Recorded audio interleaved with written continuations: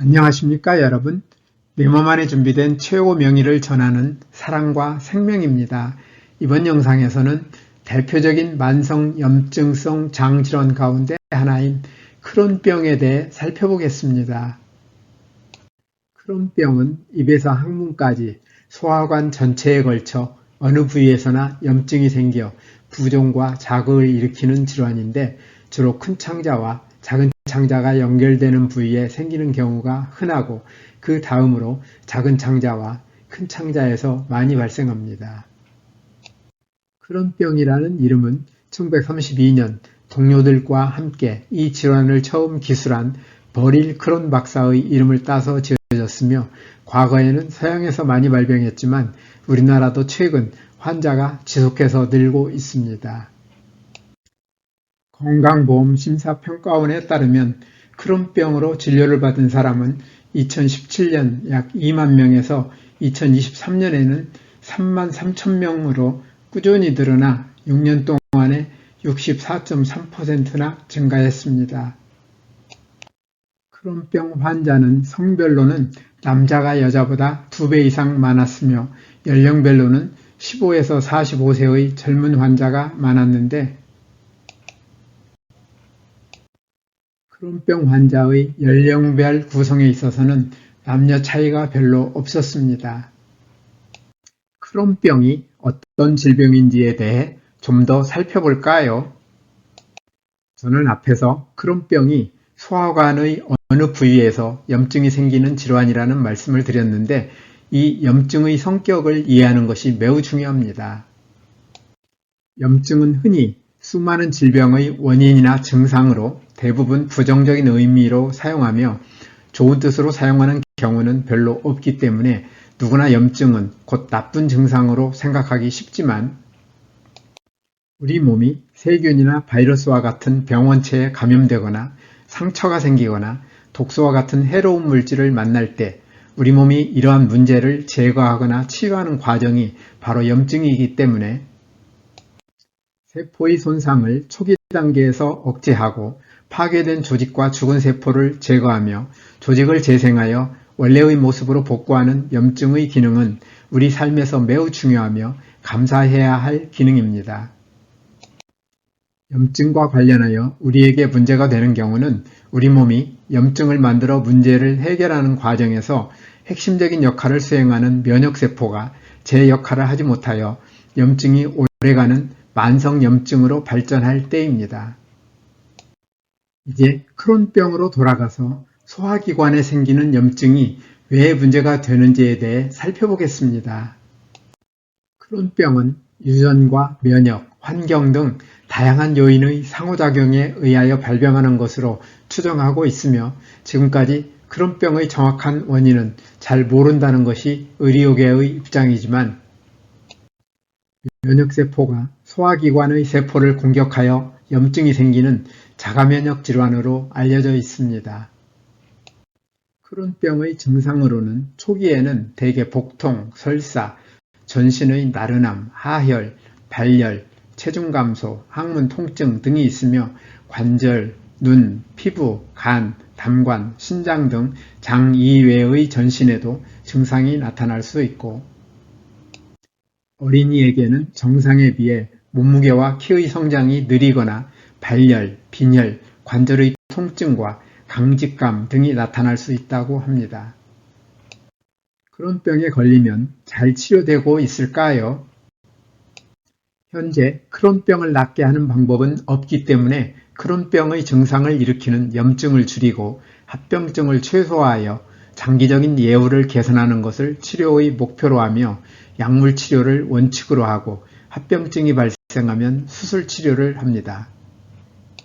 크론병 치료에 사용하는 약물에는 항염증제, 부신 피질 호르몬제, 면역 억제제, 생물학적 제제, 소분자 제제 등이 있으며 장이 좁아지는 장협착, 장의 내용물이 누출되는 누공, 심한 출혈 등의 합병증이 발생한 경우 병변이 있는 부위를 절제하는 수술 치료를 하게 되는데 수술을 받는 환자는 50% 정도로 알려져 있습니다. 앞에서 살펴본 약물 치료와 수술 치료로 크론병을 나을 수 있으면 좋겠지만 이러한 치료는 크론병의 원인을 없애는 치료가 아니기 때문에 크론병은 낫지 않으며 증상의 악화와 호전이 되풀이될 수밖에 없는데 크론병을 예방하고 걸렸을 때 나을 수 있는 좋은 방법은 없을까요? 크론병을 예방하고 낫기 위해서는 면역세포의 소화기관 세포 공격을 멈추게 하여야 하는데 면역세포가 왜 정상세포인 소화기관 세포를 공격할까요? 면역세포는 몸 안으로 들어온 병원체와 몸 안에 생긴 암세포를 만날 때 강력한 공격력을 가지고 있어 우리는 평생 건강을 유지하면서 살아갈 수 있으며 면역세포의 병원체와 암세포에 대한 공격 과정은 인식과 공격의 두 단계로 나누어 생각할 수 있는데 면역세포의 인식 과정에서는 면역세포가 어떤 물질을 만날 때 고유한 분자 패턴을 인식하는 기능을 가진 표면 수용체를 사용하여 신체 자신의 세포와 조직을 지칭하는 자기와 자신의 신체에 속하지 않는 것으로 인식하는 비자기, 곧 적으로 구분하여 자기로 인식되면 공격하지 않지만 비자기로 인식되면 공격하기 때문에 면역체계가 자기와 비자기를 구별하는 능력은 신체를 병원균이나 암으로부터 보호하는 데 매우 중요합니다. 크론병과 같은 자가면역 질환은 자기를 비자기로 잘못 인식하기 때문에 신체를 병원균이나 암으로부터 보호하여야 할 면역세포가 오히려 정상세포를 공격하는 심각한 현상인데 안타깝게도 아직까지 현대의학은 그 원인을 밝히지 못하고 있으며 당연히 해결책도 제시하지 못하고 있습니다. 이럴 때 마땅한 치료 방법이 없다는 이유로 평생 낫지도 않는 약물에 의존해서 살아가면서 손상된 소화기관을 절제하는 수술을 받는 것이 현명한 방법일까요? 면역세포가 정상세포인 소화기관 세포를 공격하여 망가뜨리는 이유를 이해하기 위해서는 우리는 면역세포의 구조와 면역세포 유전자의 작동 원리를 주목할 필요가 있습니다. 유전자는 세포의 핵 안에서 단백질을 만드는 일종의 프로그램으로 인체의 눈이나 피부의 색깔을 포함하여 부모로부터 자손에게 유전되는 신체적인 모든 특성을 전해주는 통로이며 나아가 신체의 모든 조직의 구성과 기능에 핵심적인 역할을 수행합니다. 면역세포에는 어떤 물질이 자기인지 비자기인지를 식별하는 데 관여하는 유전자와 어떤 병원체나 암세포 등을 제거하는 데 사용할 물질을 만드는 유전자도 포함되어 있어서 면역세포가 만나는 모든 물질이 자기인지 비자기인지를 구별하고 비자기로 인식되는 병원체나 암세포 등을 제거하는 데 사용할 물질을 만드는 유전자가 켜지면 이 병원체를 공격하는 데 사용할 물질이 만들어집니다. 면역세포도 다른 세포와 마찬가지로 하나의 면역세포에는 약 60억 개의 DNA들이 들어있고 DNA들은 2만여 개의 유전자를 구성하고 있으며 면역세포들이 정상적으로 기능하기 위해서는 첫째로 면역세포에 들어있는 2만여 개의 유전자들이 손상되지 않아야 하고 둘째로 켜져야 할 유전자가 필요할 때 잘 켜져야 하는데 과학자들의 연구에 따르면 우리 몸의 세포들은 하나의 세포를 구성하고 있는 60억 개의 DNA 가운데 많게는 하루에 100만 개까지 손상되며 이렇게 손상된 DNA들이 손상된 채 남아있게 된다면 DNA들이 손상된 유전자는 켜지지 않아서 제 역할을 할 수 없어 이러한 세포들은 제 기능을 수행할 수 없게 되므로 모든 세포에서 손상된 DNA들을 모두 찾아낸 다음 같은 종류의 새 DNA로 바꿔줘야 하며 이러한 DNA 복구는 우리가 상상하기 어려울 만큼 복잡하고 어려운 일인데 어떻게 이런 신비스러운 일이 가능할까요? 손상된 DNA의 복구가 이루어지는 과정은 우리의 노력으로 이루어지는 일이 아니고 세포 속에 유전자 형태로 존재하는 전능지능이 필요할 때 필요한 유전자를 켜서 하는 일인데 저는 이러한 전능지능을 내 몸 안에 준비된 최고명이라 부릅니다. 그런데 DNA의 손상 정도와 손상된 DNA의 복구 정도는 우리의 생활 습관과 깊은 관계가 있음을 기억할 필요가 있습니다. 손상되는 DNA의 수는 우리가 좋은 생활 습관을 가지고 있으면 적어지지만 반대로 잘못된 생활 습관을 가지고 있으면 많아지며, 손상된 DNA의 복구는 우리가 좋은 생활 습관을 가지고 있으면 잘 되지만 반대로 잘못된 생활 습관을 가지고 있으면 잘 복구되기 어렵습니다. 만일 세포 안의 DNA들이 지나치게 많이 손상되거나 손상되는 세포들을 복구하는 유전자가 제 역할을 하지 못하여 원래대로 복구되지 못하는 세포가 많아지면 우리는 다양한 질병에 걸리는 것입니다. 면역세포들도 크게 다르지 않습니다. 면역세포들의 DNA를 많이 손상시키고 손상된 DNA 복구를 방해하는 잘못된 생활 습관을 고치지 않으면 면역세포들은 독성 물질을 만나거나 영양이나 산소 부족, 스트레스 등 여러 이유로 많은 DNA들이 손상되고 손상된 DNA들의 복구는 잘 안되므로 정상적으로 기능하는 면역세포들이 줄어들어 면역세포의 기능이 약해지고 다양한 질병에 걸리게 됩니다.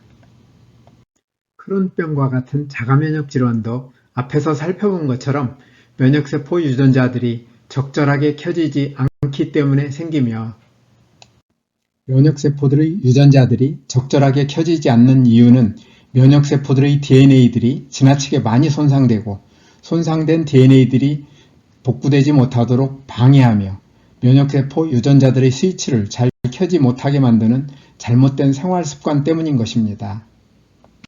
따라서 우리가 크론병을 예방하고 걸렸을 때 잘 낫기 위해서는 면역세포 DNA들이 많이 손상되지 않고 손상된 DNA들이 잘 복구되며 면역세포 유전자들의 스위치가 적절하게 켜져서 우리 몸 안의 최고 명의가 면역세포들이 유전자에 설계된 대로 임무를 수행할 수 있도록 면역세포 유전자들의 임무 수행을 방해하는 잘못된 생활 습관을 고쳐 내 몸 안의 최고 명의가 신바람나게 일할 수 있는 좋은 환경을 만들어 주어야 하는데, 이런 생활이 바로 뉴스타트입니다.